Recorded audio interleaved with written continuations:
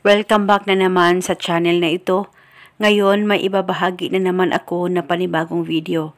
At kung bago lamang napadaan ay huwag niyo pong kalimutang mag-subscribe at pindutin ang notification bell para palagi kayong updated sa mga bago kong videos. Gusto mo ba na siya ay matataranta sa kakaisip sa'yo?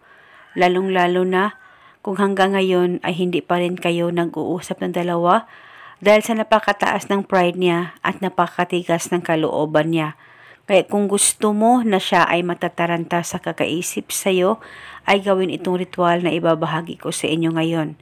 Ito'y napakasimple at paniguradong ito'y napaka-epektibo basta magtiwala ka lang sa mga ganitong pamamaraan.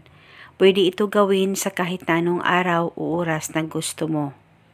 Ang gagawin mo lamang, isulat sa papel ang pangalan at apelyido niya ng 5 beses. Dapat alam mo ang tunay na pangalan ng target.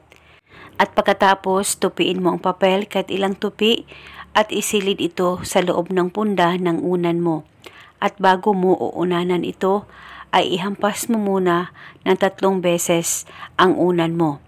At pagkatapos, pwede ka nang humiga at saka mo banggitin ang spell na ito habang ikaw ay nakaunan sa unan mo na may pangalan niya sa loob nito.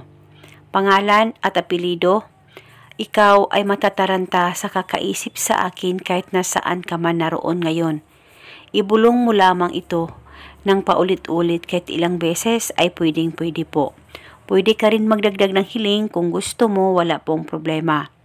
At kinabukasan, pwede mong kunin ang papel na nasa loob ng punda ng unan mo. At kung sakaling safe ito, ay wag mo nang kunin, hayaan mo lang ito sa unan mo. At uunanan mo ito gabi-gabi. At bago mo unanan ng unan mo, ay ihampas mo muna ito ng 3 beses. At saka mo na banggitin yung spell habang ikaw ay nakauna na dyan sa unan mo. At gawin itong ritual hanggang kailan mo gusto at paniguradong siya ay palaging matataranta sa kakaisip sa'yo. At eto muna sa ngayon, maraming salamat po sa panonood. May God bless us all.